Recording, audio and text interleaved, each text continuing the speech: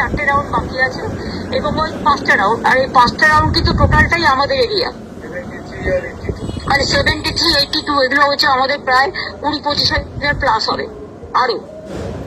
এরা সেই সময় সব গুন্ডাদের নিয়ে ঢুকেছে, ঢুকে একদম পুরো ডিও আরও সিআরপিএফ কে নিয়ে পুরো গাদা গাদা লোক ঢুকে আমাকে তো মারধর করেছেই, এজেন্টদের মেরে তাড়িয়েছে, চ্যাংদোলা করে করে বের করেছে সিআরপিএফ এর হেল্প নিয়ে, এবং টোটাল মেশিন কারচুপি করছে। 4টে কাউন্টিং আমাদেরকে, 5টা কাউন্টিং আমাদের কেউ নেই, এবং একতরফা মেশিন নিয়ে চলে যাচ্ছে উইদাউট সিলিং, এবং আমাদের কাউন্টিং এজেন্টদের উইদাউট প্রেজেন্স। আমরা কিন্তু হলেই বসে আছি, মানে বাইরে বসে আছি, আমাদের ভেতরে ঢুকতে দিচ্ছে না। এইরকম অত্যাচার, অমানবিক অত্যাচার। একটা এসআইআর এ ভোট কাটা, 2 হচ্ছে এত মানুষকে ভোট, মানে বিশেষ করে ভোট দেওয়ার পরেও জোর করে লুট করছে, লোডশেডিং করে বিভিন্ন এলাকায় মেশিন লুট করেছে।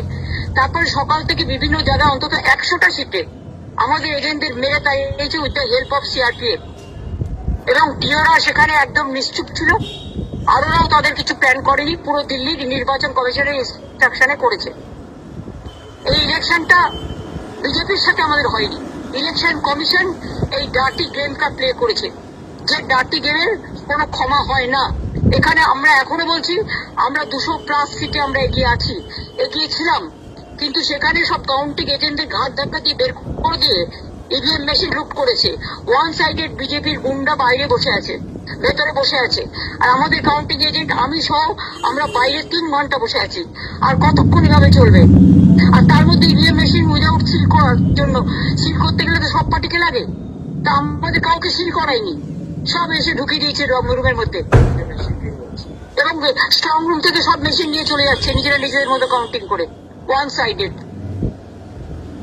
আর ডিও আমাকে বলে গেল, ম্যাডাম আপনাদের এআইটিসি কে অন্তত আমরা অ্যালাউ করবো, আপনাদের পাস দেবো, আপনাদের এজেন্টদের ডেকে পাঠান। আমি সবাইকে ডেকে পাঠালাম, আমাকে 2 ঘন্টা টাইম দিল, আমি 1 ঘন্টার মধ্যে সব ডেকে পাঠালাম, but they are not allowed, even I am not allowed. এটা কি ইলেকশন? এটা অ্যাট্রসিটিস। এইভাবে জেতার কোনো মানে হয়? এটা জেতা নয়, এটা অনৈতিকতা, এটা নীতির জয় নয়, এটা আদর্শের জয় নয়, এটা হচ্ছে বিজেপির সবচেয়ে বড় পরাজয়। একতরফা নির্বাচনটা করলো, কাউন্টিংটা পর্যন্ত কাউকে ঢুকতে দিচ্ছে না। অনেক জায়গায় এখনো আমাদের জিতেছে, তাদের সার্টিফিকেটও দেওয়া হয়নি। ধ্যানিশ কুমার নিজেকে কি ভাবে একদিন নিজে ধ্যানিশ হয়ে যাবে, তখন কি হবে? এটা চ্যালেঞ্জ হবে না? আমরা তো চ্যালেঞ্জ করবো, আমরা প্রত্যেকটা এভিডেন্স রেখেছি।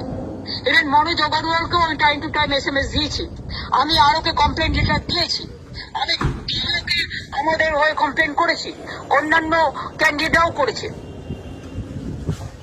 কিন্তু ওয়ান সাইডেড। প্রথমে তো আমাকে আসতে দিচ্ছিল না, রাস্তা ব্লক করে দিয়েছিল, তারপর আমি কোনোভাবে এসে ঢুকেছি।